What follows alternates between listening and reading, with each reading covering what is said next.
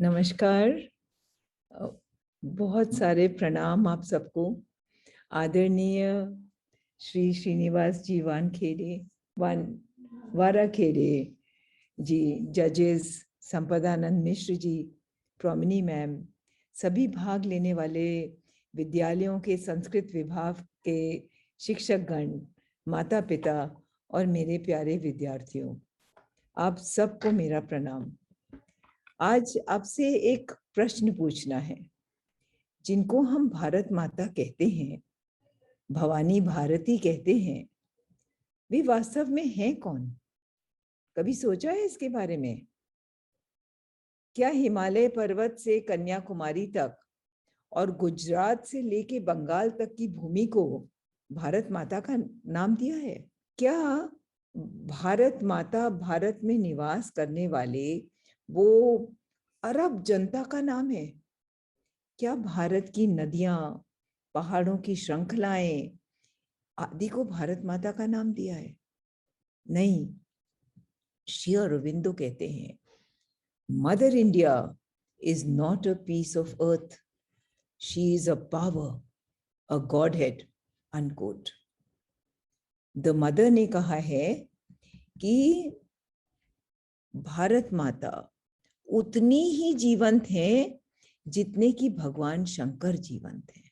आज भी भारत माता या अपनी पूज्य भवानी भारती एक विशाल शक्ति है, एक विशाल शक्ति का पुंज है।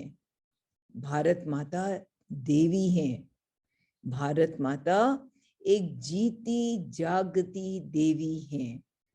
और यदि हम मन से उनको प्रणाम करते हैं, मन से उन्हें याद करते हैं, तो वो हमारे समक्ष प्रकट भी हो जाएंगी। आई नो समबडी जिनके सामने भारत माता एक्चुअली इन ह्यूमन फॉर्म प्रकट हुई और उनको इंस्ट्रक्शन दिया। कभी उनसे मिलवाऊंगी, बहुत कोशिश कर रही हूँ to get him to the school और to get him to give a talk to the school. जरूर मिलवाऊंगी। और संस्कृत भाषा इस देवी भवानी भारती की भाषा है। इस भाषा का हर स्वर, हर अक्षर, चाहे वो स्वर हो या व्यंजन हो, वावल और कॉन्सोनेंट, हर अक्षर का अलग अलग अर्थ है।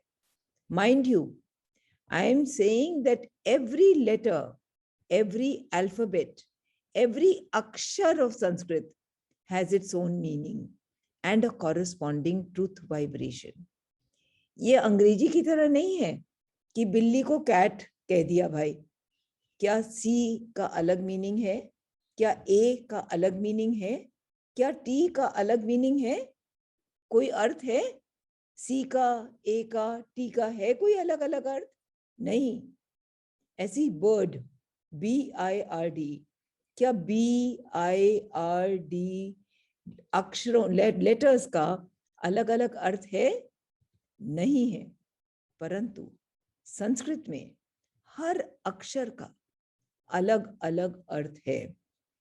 अरे, अक्षर शब्द का तो अर्थ ही है अनश्वर, दैट विच इज इम्पेरिशेबल। अक्षर means that which is imperishable. आइए दो तीन उदाहरणों से सीखते हैं।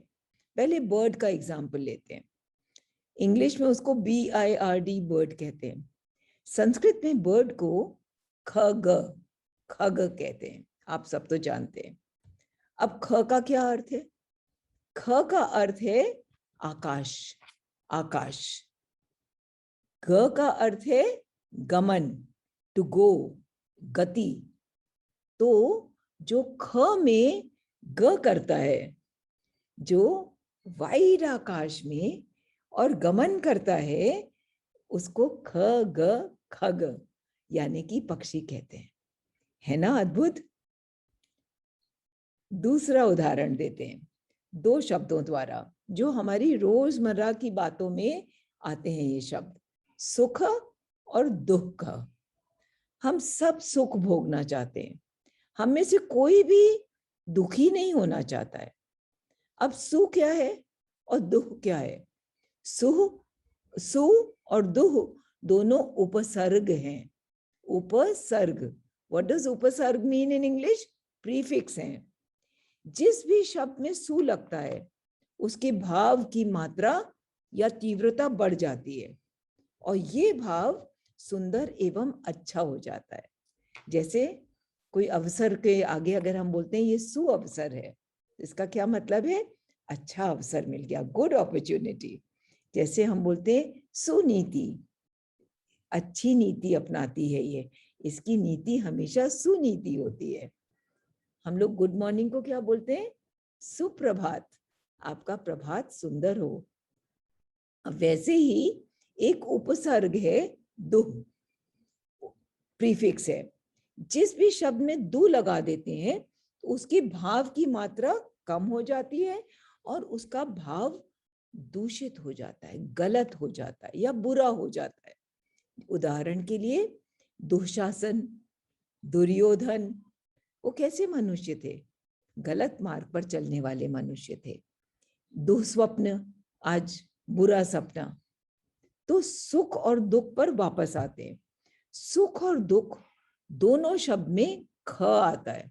ख, अभी हम लोगों ने बात किया ख ग, तो ख का क्या मतलब बताया था? आकाश। अब मूल रूप से ख का अर्थ है विशालता।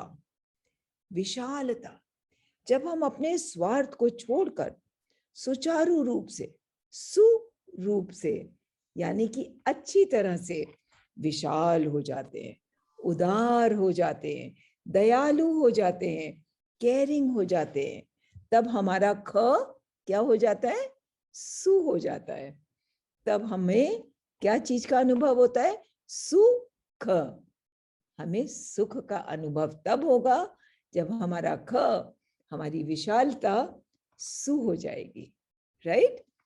अब इसके विपरीत, जब हमारी विशालता, हमारा कंपैशन दु होता है, नॉट सो गुड होता है, जब हम संकीर्ण हो जाते हैं, तब हमें क्या चीज का अनुभव होता है? हमारा ख क्या हो गया? दु हो गया, तो हमें दुख का अनुभव होता है। इसीलिए छांदोग्य उपनिषद में हमारे ऋषि कहते हैं यो वै भूमा तत्सुखम, यो वै भूमा तत्सुखम नाल्पे सुखम अस्ति। जहां विशालता है, वाइडनेस है, वहीं सुख है। जहां अल्पता है, नैरोनेस है, स्वार्थ है, वहां सुख नहीं है। अब आप लोग लखनऊ में ज्यादा, कई बच्चे तो लखनऊ के हैं और अपना स्कूल भी लखनऊ में है, तो वहां तो राम जन्मभूमि की बात होती है, तो राम का अर्थ तो समझना ही चाहिए। अब हम राम शब्द का उदाहरण लेते हैं। राम शब्द कौन सी धातु से निकला है? रम धातु से निकला है। रम का अर्थ क्या है? जो रमा हुआ है, जो तल्लीन है, जो मगन है। और क्योंकि अपने भीतर के ईश्वर में मगन है, इसलिए वो हमेशा आनंद में है। राम और रमा का अर्थ है जो स्वयं में रमे हुए हैं और परम आनंद में हैं। समय का अभाव है, नहीं तो आप बच्चों को इतने उदाहरण देते हम कि आप भी अपने भीतर स्थित आनंद में रम जाते। आज भवानी भारती की बात हो रही है, तो भारत का अर्थ तो समझना ही चाहिए ना। इंडिया क्यों बोले हम अपनी भारत को, अपनी भारत माता को? भारत का मीनिंग तो समझिए। भारत शब्द का सही अर्थ बताकर मैं अपनी वाणी को विराम दूंगी। भारत शब्द दो धातुओं से बना है, भा और रम। रथ जो है वो रम से निकला है। भा का अर्थ क्या है? भा का अर्थ है ग्लो, प्रकाश, उजाला। जैसे प्रभाकर, प्रभाकर मीन सूर्य, भा जो उजाला करता है। भा धातु जुड़ने से प्रकाशमय का अनुभव होता है। अतः भारत का अर्थ क्या हुआ? भा माने प्रकाश और रम माने रथ, माने जो लीन है, तल्लीन है, यानी वो जो भा प्रकाश में रथ है, रमा हुआ है, डूबा हुआ है, वही भारत है। The mother addresses India as the land of light and spiritual knowledge. Last but not the least, my wish for all participants present today is may your love for Bhavani Bharati increase in geometric proportions. Dhanyavad.